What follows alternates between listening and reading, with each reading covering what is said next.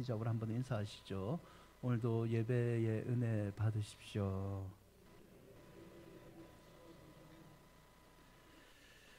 여러분, 맥도날드라는 미국의 한 경찰관이 있습니다. 이 경찰관이 뉴욕 센트럴 파크에서 10대가 쏜 총에 맞고 척추를 다칩니다. 그리고 평생 전신마비를 겪게 되죠. 하루아침에 일어난 비극이기 때문에 얼마나 분노가 치밀겠습니까? 고통의 시간들을 보내게 됩니다. 그렇게 14년이 흐르게 되고요. 14년이 지난 어느 날 자신을 총으로 쏘았던 그 가해자를 만나게 됩니다. 그런데 웬일인지 이 맥도날드 스티븐은요, 가해자를 용서하게 됩니다. 좀 사람들이 의아하게 생각을 하고 물어보죠. 어떻게 그렇게 용서를 할 수 있습니까? 이에 스티븐은 아주 중요한 말을 하나 남기는데요. 내 등에 박힌 총알보다 내 가슴 속에 자라나는 그 복수심이 주는 고통이 더 끔찍했기 때문입니다. 여러분, 사람이 다치는 상처도 아프지만 죄로 말미암아 겪는 복수와 원망을 포함한 모든 죄로 말미암는 그 고통이 인간에게 주는 것은 더 끔찍한 것 같습니다. 우리를 인생의 깊은 수렁으로 몰아넣는 것이 있다면 그것은 당연히 죄죠. 그래서 어떤 의미에서 성도가 된다는 것은 죄를 직시하고 그리고 죄를 이기는 방법을 배우기 위해 믿음을 가지는 것 같습니다. 죄는요, 우리를 파멸시키는 힘을 가지고 있죠. 같은 죄를 짓고 우리가 그리스도 안에서 보혈을 의지하여서 용서의 기도를, 회개의 기도를 드립니다. 하지만 뒤돌아서서 똑같은 죄를 짓고 있는 우리의 모습을 보고 마음이 괴롭지는 않으십니까? 많이 무너지시죠. 시편 130편을 지은 시인이 그런 과정을 겪습니다. 그는 죄와 격렬하게 싸우는 사람입니다. 죄의 용서의 필요성을 아는 참회의 기도를 하나님께 드리고 자신이 깨달았던 진리를 자기와 똑같이 죄로 말미암아 고통받는 사람들에게 행복으로 나갈 수 있는 방법을 가르쳐 주고 있죠. 이 130편의 시인은요, 왕으로 추정을 해요. 이스라엘의 왕 중에 한 명이고 왕이기 때문에 사람들에게, 신하들에게조차 공개할 수 없는 끔찍한 죄를 하나님 앞에 지었을 거라고 추측을 합니다. 그는 큰 범죄를 저지르고 고통과 절망 속에서 하나님께 처절하게 기도를 합니다. 자신의 어려움으로 죄가 지어졌지만 인자하신 하나님께서는 내 죄를 용서하신다는 것을 깨닫게 되죠. 그리고 자신의 깨달음을 자신과 똑같은 고민과 고통을 겪고 있는 사람들에게 하나님을 의지하는 것이 회복의 지름길임을 가르쳐주고 있습니다. 여러분, 이 시편 130편은요, 고통을 행복으로 바꾸는 방법을 오늘날 우리에게도 영적으로 교훈해주고 있는데요. 그 첫 번째는 고통을 행복으로 바꾸기 위해서는 부르짖어야 됩니다. 부르짖음이 필요하죠. 1절을 보시면 여호와여 내게 깊은 곳에서 주께 부르짖었나이다. 깊은 곳이라는 표현이 있죠. 깊음은 물이나 바다를 연상시키는 인생의 혼동, 어떤 사람의 도움도 미치지 못하는 나 혼자만 겪어야 되는 어려움을 표현한 단어입니다. 시는요, 깊은 처참한 홀로 지금 자기가 고통을 겪고 있기 때문에 감정적으로 하나님께서 내 이 깊은 어둠과 같은 죄의 문제를 해결했으면 좋겠다라고 호소를 하고 있죠. 2절을 보시면 주여 내 소리를 들어주십시오. 그리고 나의 부르짖는 소리에 귀를 기울여 주십시오. 다른 소리 듣지 마시고 내 소리만, 지금 내 소리만 좀 들어주십시오. 집중해 달라고 긴급하게 자신의 감정을 표현하고 있습니다. 1절과 2절을 다시 보시면 이 시인은요, 하나님을 표현할 때 1절에는 여호와, 그리고 2절에는 주여라는 단어를 씁니다. 여호와, 언약에 신실하신 하나님의 이름이죠. 주여, 아도나이라 불리는 나의 주권자, 주인이라는 뜻입니다. 이 시는요, 하나님과의 특별한 관계를 언급합니다. 하나님께서 내 인생의 주권자 아닙니까? 하나님께서 나를 선한 길로 이끌어 주신다고 언약 말씀을 주지 않았습니까? 하나님, 그렇다면 지금 내 이 고통을 외면하지 마시고 나를 이 고통에서 끝낼 수 있는 회복의 길로 이끌어 달라고 시인은 호소하고 있죠.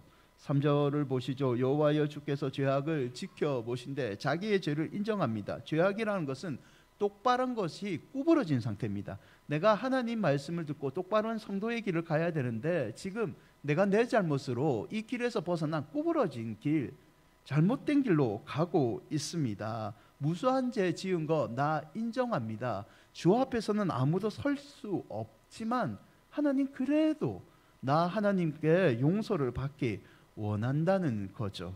여러분, 이 130편 3절의 말씀을 같이 한번 읽어볼까요? 여호와여 주께서 죄악을 지켜보실진데, 주여, 누가 지켜보신다는 단어가 있는데요, 타시마르라는 미알용 시제를 사용한 단어입니다. 이 말은 끊임없이 지켜본다는 뜻입니다. 즉 무슨 말이냐면 하나님께서 우리를 끊임없이 지켜보시는데 우리 죄까지도 하나님 끊임없이 지켜보시고 이미 하신다는 말입니다. 그 아는 하나님 앞에서 내가 무엇을 숨길 수 있겠습니까? 누가 주 앞에 설 수 있겠습니까? 라는 말이죠. 여러분, 이 말을 달리 표현하면요, 죄를 지었으면 하나님께 숨기지 말고, 어차피 하나님 끊임없이 지켜보시고 그 죄를 알기 때문에 피하지 말고, 오망도 하지 말고, 도망치지 말고 하나님 앞에 솔직히 나와서 그 죄를 인정하는 것이, 하나님 긍휼을 베풀어 달라고 간구하는 것이 죄를 해결하는 가장 빠른 방법이라는 뜻입니다. 여러분, 개역성경 개역 한글로 보시면 2절을 이렇게 표현합니다. 주여 내 소리를 들으시며 나의 간구하는 소리에 귀를 기울이소서. 간구, 간절한 기도라는 이 간구는요, 은혜와 어원이 같습니다. 시는 내가 지금 간구하는 소리, 내가 부르짖으니까 하나님 은혜를 꼭 베풀어 주십시오 라고 자신의 간절함을 표현하고 있는 거죠. 여러분, 우리는 살면서요, 성도지만 죄의 고통을 겪습니다. 내가 성도기 때문에, 내가 집사고 목사이기 때문에, 내가 어떤 교회에서 어느 정도 신앙생활을 오래 했기 때문에 죄의 문제를 가볍게 이길 거라고 생각하지만 그렇지 않습니다. 평생 우리는 죄의 고통과 씨름을 해야 되죠. 그러면 이 죄의 고통, 절망의 깊은 늪에서 우리를 구원해 주실 분은 누굽니까? 나 자신이 해결할 수 있을 것 같은가요? 내 부모가, 기도로 믿음의 유산을 주신 내 부모가 내 죄를 끊고 행복을 가르쳐 줄 것 같은가요? 냉정하게 말해서요, 목사인 저조차 여러분에게 도움을 줄 수 없습니다. 저한테 아무리 100번 안수 기도를 받을지라도 죄의 고통을 끝낼 수는 없습니다. 왜냐하면 죄는 오직 하나님의 은혜만이 우리를 치유할 수 있기 때문입니다. 여러분, 끊임없이 우리를 지켜보신 그 하나님께서 우리 죄도 아시지만 우리 죄를 해결할 방법도 알고 계십니다. 그러므로 죄가 인지될 때는 여러분 고민하지 마시고 하나님의 은혜의 보좌 앞에 나아가 죄를 솔직하게 인정하시고 긍휼을 베풀어달라고 부르짖는 여러분이 되시기를 바랍니다. 히브리서 4장 16절인데요. 함께 읽어볼까요? 그러므로 우리는 긍휼하심을 받고 때를 따라 돕는 은혜를 얻기 위하여 은혜의 보좌 앞에 담대히 나아갈 것이니라. 은혜의 보좌 앞에 나아갈 수 있는 이 부르짖는 특권을 주시기 위해서 예수께서 이 땅에 오셔서 우리를 위해 죽으셨습니다. 예수께서 하나님 앞에 담대히 나아갈 수 있는 이 특권을 주시기 위해서, 나아가서 부르짖으면 누구든지 긍휼의 은혜를 얻는 이 특권을 주기 위해서 그리스도께서 우리를 위해 죽으시고 부활하셨습니다. 여러분, 그리스도의 핏값으로 산 이 부르짖는 특권을 언제나 소중히 사용하는 여러분이 되시기를 바랍니다. 여러분, 은혜는요, 간절히 사모하는 자에게, 특별히 하나님께 계속 붙어 있는 자에게 임합니다. 아멘. 감정적인 은혜를 받는 것보다 절실하게 하나님께 붙어 있는 것, 하나님 나 죄 지었지만 그래도 하나님께 붙어 있겠습니다. 하나님 나 죄 때문에 하나님 앞에 얼굴을 들 수 없지만 그래도 하나님께 붙어서 하나님 살려달라고 부르짖겠습니다. 그런 자에게 하나님 긍휼의 은혜를 베풀어 주십니다. 여러분, 그러므로 죄가 인지되신다면 고민하지 마시고 하나님 앞에 나아가 간절히 부르짖으시기를 축원드립니다. 두 번째, 고통을 행복으로 바꾸는 방법은요, 확신입니다. 확신. 사람들은 하나님께 죄를 지었을 때 부르짖기보다는요, 죄의 고통 속에 더 머뭅니다. 하나님께 가면 은혜를 주실 것 같은데 왠지 내가 하나님께 가면 하나님 내 기도를 안 들어줄 것 같다는 혼자만의 착각을 하게 됩니다. 그래서 더 많은 실패와 죄의 구덩이에 빠지는 거죠. 저번에 이 죄를 회개했는데 나도 낯짝이 두껍지 어떻게 똑같은 죄를 가지고 하나님께 용서해달라고 기도를 할 수 있겠느냐. 이번에는 하나님 내 죄를 절대 용서해 주지 않을 거야 라는 거죠. 하지만 오늘 시편의 시인은요, 하나님께 회개하면 하나님은 우리 죄를 기억조차 아니하시고 회개할 때마다 용서해 주신다는 것을 강조합니다. 시편 130편 3절인데요, 주께서 죄악을 지켜보시면 그 앞에 설 자가 아무도 없습니다. 하나님 앞에 섰을 때 하나님이 만약에 네 죄가 1월 1일 뭐 지었지, 2일 뭐 질지, 3일 뭐 할지 이렇게 계산하신다면 그 앞에서 온전하게 설 사람은 아무도 없다는 거죠. 하지만 우리에게는 하나님의 특별한 은혜가 있는데요, 4절을 한번 보시죠. 4절을 함께 읽어볼까요? 그러나 사유하심이, 우리가 하나님 앞에 서면서 죄를 계산당하기 때문에 하나님 앞에 올바로 설 사람이 없지만 그래도 우리가 하나님을 경외할 수 있는 이 사유하심 때문입니다. 사유하심이라는 히브리어는요, 핫살리하라는 단어를 씁니다. 이 말은 관용, 용서하는 셀리아에 정관사 하가 붙습니다. 직역하면 그 용서라는 뜻이죠. 인간이 필요로 하는 그 용서가 하나님께만 있다는 말입니다. 여러분, 여기에 쓰이는 이 그 용서는 독특한 용법인데요, 구약에서는 용서를 사람과 사람 사이에 쓸 수가 없습니다. 사람이 아무리 자기가 사랑이 풍성해도 내가 너를 용서하겠다, 구약시대는 그게 용납되지 않습니다. 사람은 사람을 용서 못합니다. 자기도 죄가 있기 때문이죠. 이 용서는요, 오직 하나님만이 할 수 있습니다. 이 말을 달리 표현하면 이 용서는요, 하나님만이 하는 용서, 그리고 조건이 없는, 횟수에 상관없는 용서라는 뜻을 갖고 있습니다. 우리가 하나님 앞에 섰을 때 하나님이 우리 죄를 보시고 계산을 했으면 아무도 그 앞에 똑바로 설 수 없지만 그 하나님께서는 그럼에도 불구하고 우리에게 조건 없는, 횟수에 상관없는 용서를 베풀어 준다는 뜻입니다. 이사야 55장 6절과 7절에 보면요, 이사야가 얘기하기를 너희는 여호와를 만날 때마다 찾으라, 가까이 계실 때 그를 부르라 라고 얘기합니다. 악인의 생각을 버리고 여호와께 돌아오면 하나님이 용서해 주십니다. 널리 긍휼을 베풀어 주시고 용서해 주신다. 회개하면, 돌아오면 하나님은 용서해 주시는데 이 용서는 횟수와 상관없다. 너희들이 진심으로 하나님께 찾고 하나님께 용서하면 하나님 횟수와 상관없이 너희들 용서해 주신다는 거죠. 여러분, 이사야가 어떻게 이런 확신을 가졌을까요? 그 근거가 8절과 9절에 있는데요, 이사야 55장 8절과 9절을 개역 한글 번역으로 같이 한번 읽어볼까요? 여호와의 말씀에 내 생각은 너희 생각과 다르며 내 길은 너희 길과 달라서 하늘이 땅보다 높음 같이 내 길은 너희 길보다 높으며 내 생각은 너희 생각보다, 여러분, 하나님의 생각은요, 우리의 상상을 뛰어넘습니다.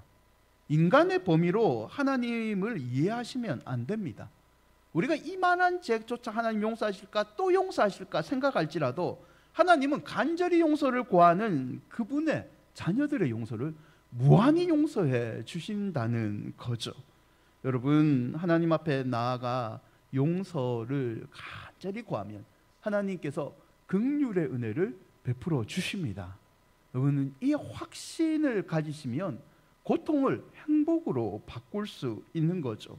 모세가 시내산에서 십계명을 받습니다. 십계명을 받아서 백성들에게 돌아오죠.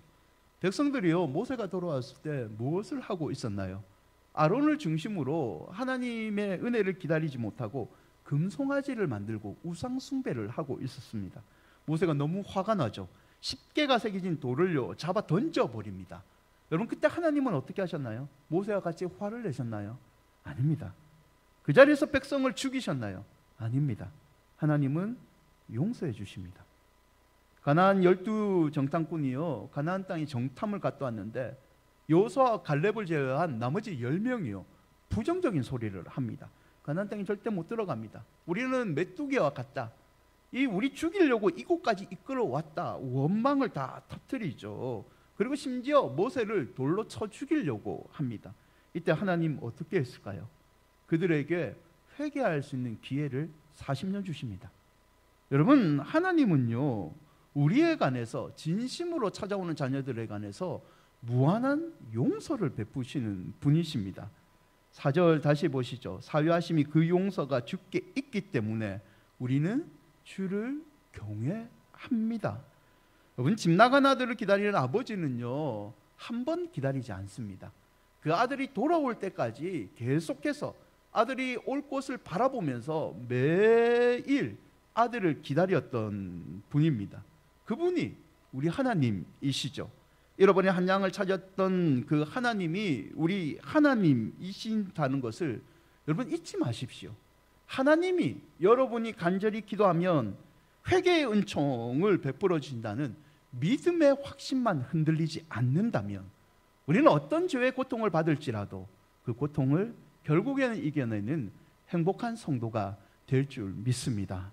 여러분, 회개는 죄의 크기와 상관이 없습니다. 회개는 횟수와도 상관이 없습니다. 하나님께 부르짖으면 하나님께서 용서해 주십니다. 이 확신이 저와 여러분의 믿음의 확신이 되시기를 축원드립니다. 셋째, 고통을 행복으로 바꾸는 방법은요 기다림입니다.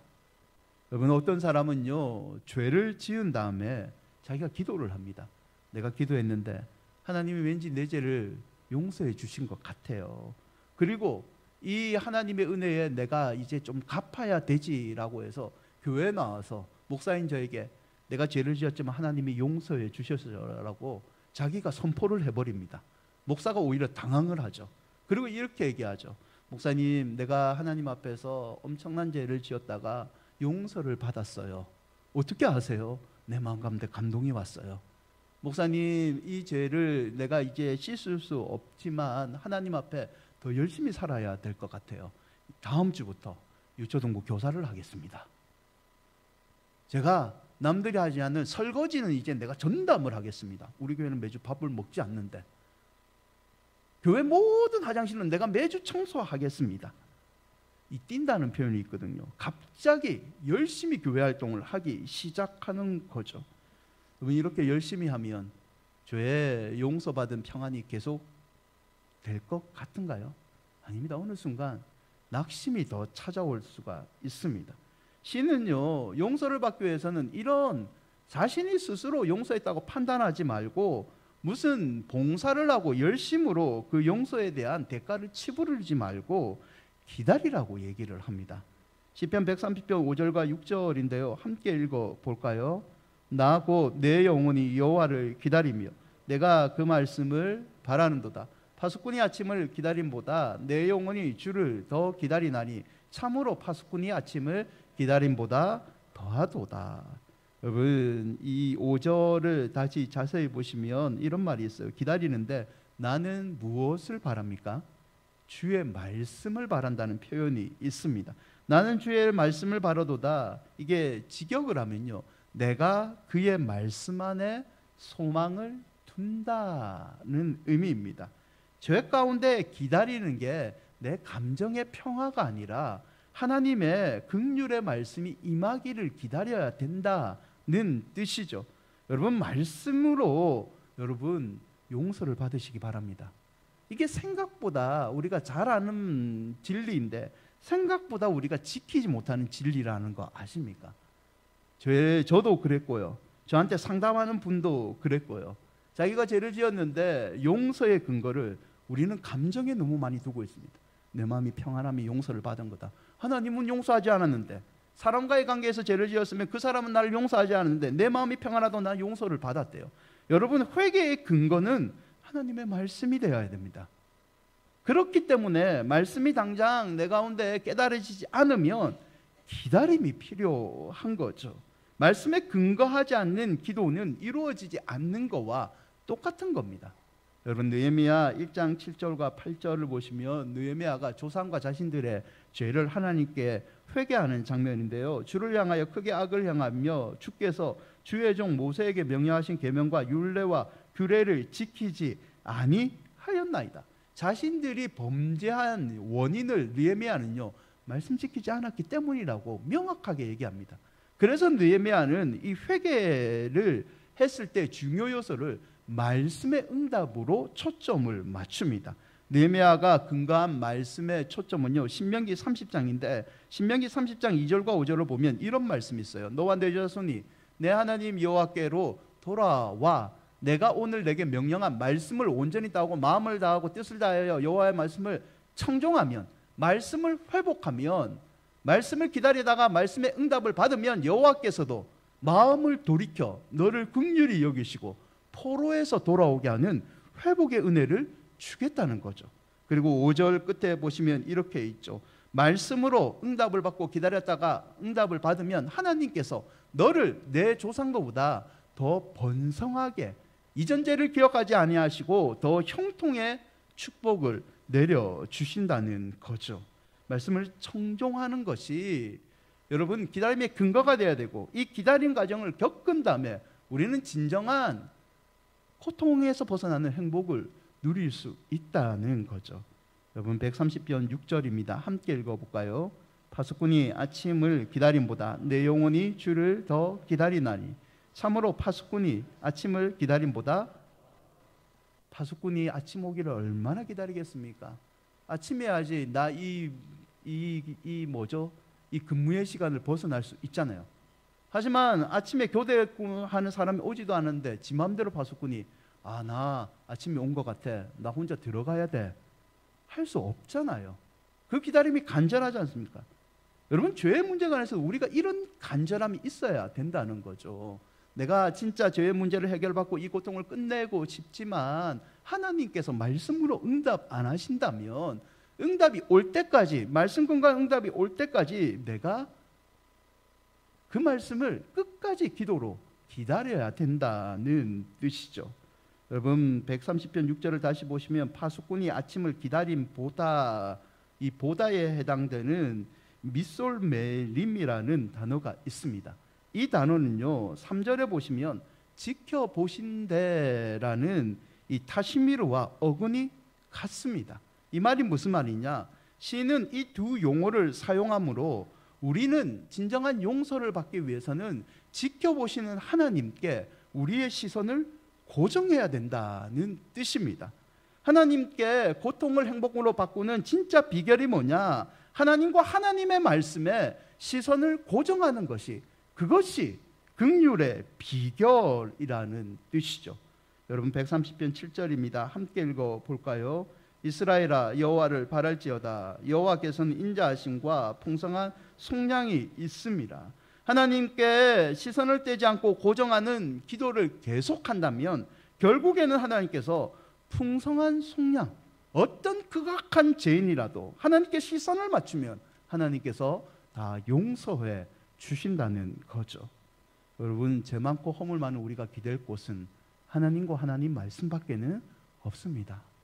이것을 인정한다면 하나님께 믿음의 시선을 고정하는 여러분이 되시기를 축원드립니다. 말씀을 맺고자 합니다. 독일의 신학자 실라트가 있는데요, 이 실라트가 구하는 기도에는 두 가지가 있다고 얘기를 합니다. 구하는 기도에는 욕망에 의한 기도, 그리고 간절함에 의한 기도가 있다라고 얘기를 합니다.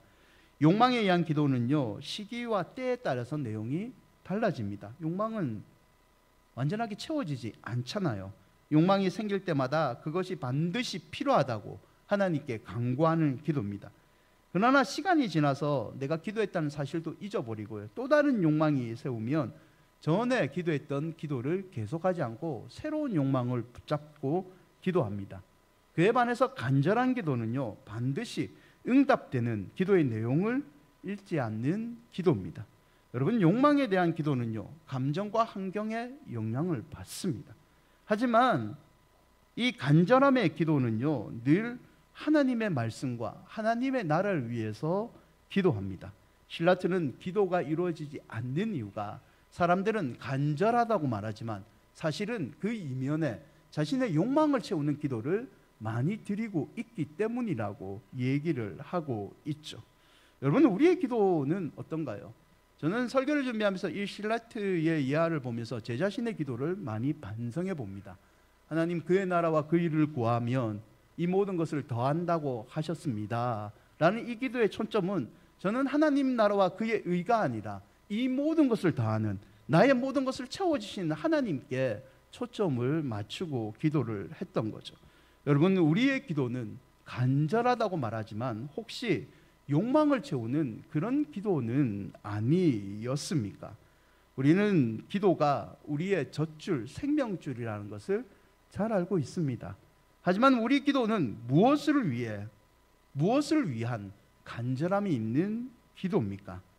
하나님께 초점을 맞추는 여러분이 되시기를 바랍니다. 하나님께 드리는 간절함만 있다면 하나님께서는 반드시 우리 기도를 들어주시고 우리의 절망을 행복으로 바꾸어 주실 줄 믿습니다. 여러분, 시편 107편 28절과 31절인데요. 마지막으로 함께 읽어볼까요? 이에 그들이 그들의 고통 때문에 여호와께 부르짖으매 그가 그들의 고통에서 그들을 인도하여 내시고 강풍을 고요하게 하사 물결도 잔잔하게 하시는도다. 그들이 평온함으로 말미암아 기뻐하는 중에 여호와께서 그들이 말하는 항구로 인도하시는도다. 여호와의 인자하심과 인생에게 행하신 기적으로 말미암아 그를 찬송할지로다. 아멘. 여러분의 삶이 기적으로 말미암아 이루어지는 삶이 되기를 축원드립니다. 여러분이 바라는 인생의 평안의 항구로, 소망의 항구로 하나님께서 인도해 주시기를 바랍니다. 여러분, 잊지 마십시오. 하나님께서 우리 인생을 주관하고 계십니다. 죄를 지을 때 고민하지 마시고 죄의 고통으로 더 이상 얽매이지 마시고 고통이 보인다면 하나님께 다시 한번 시선을 고정하시기를 바랍니다.